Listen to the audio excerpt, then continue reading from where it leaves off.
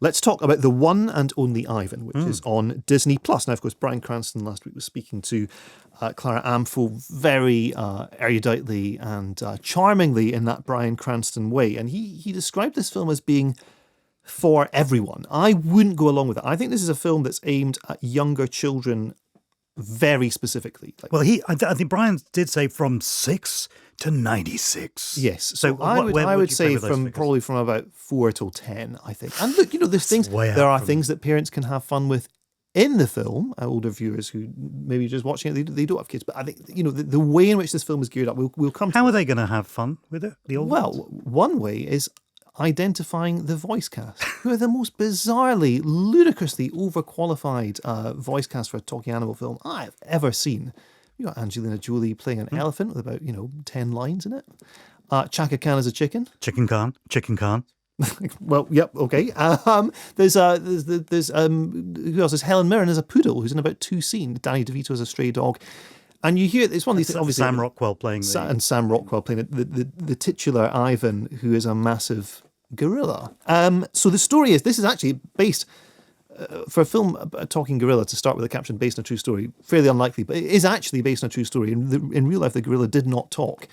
His name was Ivan, though. He was rescued from Africa. I'm really glad you clarified that in real life, the gorilla didn't talk. It's 50% true, you could say. So the gorilla was rescued from Africa and went to live with a family in the United States.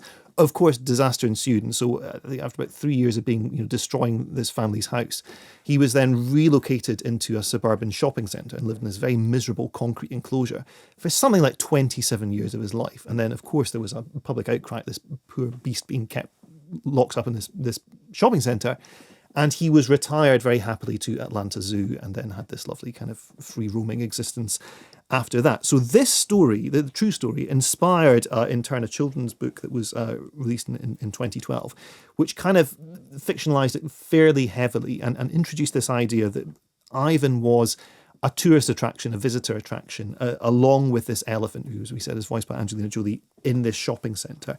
And then the Disney adaptation, which was written by Mike White, who was one of the co-writers of School of Rock with Richard Linklater, has moved it on again. And so you've got this menagerie of talking animals also living in this place. And now the shopping centre has effectively turned into a big top with some shops attached. A very kind of implausible business model. As Bryan Cranston is discovering, he's the ringmaster. And, fewer and fewer people are coming to see this circus stroke video games arcade stroke bowling alley stroke supermarket as every day passes. So they are Ivan the gorilla is the star of the show, and he is voiced by Sam Rockwell, as you said. His act is to roar, beat his chest, and be macho in that way that gorillas are expected to be. But the young daughter of one of the keepers suggests that he may like to take up art as a way to broaden his creative palette. And here he is talking to Danny DeVito, a stray dog called Bob, about his first efforts in that area. What is it? A flying cow? No. Is it a hand? No. Hands are so tough to get right. Really? Is it Tennessee? No. Kansas. Oh, boy. Is that me? What? Did you draw a picture of me? No. I know. It's a burrito. No, it's not a burrito. It's a... No. Don't tell me. It's a lonely haystack on a late summer day. It's a beetle. Oh, a beetle, huh? So the gentle episodic scrapes are the name of the game here. Of course, there's an escape attempt. Remind me again, just on the back of that clip, this is going to appeal to what ages? 10 and under, 10 I would and say. under. Okay.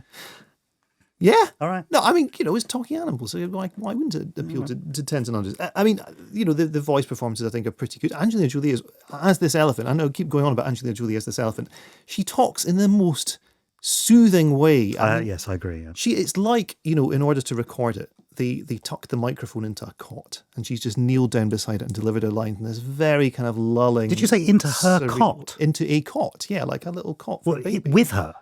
No, not... So Angelina Jolie's in a cot? She's not in the cot. She's kneeling beside the cot. The microphone is in the cot. What I'm saying is she delivers her lines in a way like she's talking to a baby, okay? Oh, I see, right. So we've killed the metaphor. We'll move on from that now. So what the animals get up to is the kind of scrapes you're expecting. And here's where the kind of age split happens.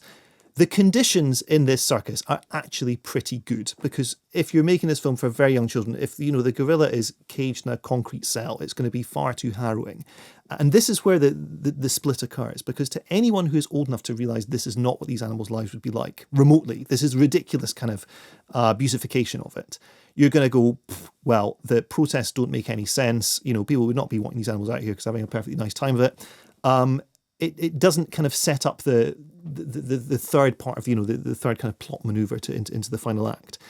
But for children, the fact that it makes the animals are kind of thinking about the better life they might have outside of here, it sort of prompts those talking points, I think, quite in quite a gentle way. Also, Cranston's character is very much an anxious father, who can't make the books balance. The income is not there to support this, this home that they have. So it's very, I think, cleverly positioned by Mike White's script as this is how 4 to 10-year-old imagining themselves as a gorilla who lived in a shopping centre would see the world. Did that make sense? Yes. I don't know if it did. Well, but it's not how anyone with more life experience That made more sense in the film. would not be okay. So you're not so much of a fan as this me. I think it's perfectly passable. It's a kind of a solid Disney Plus child entertaining 90 minutes. Jolly good. No more than that, but that's what it is. Okay.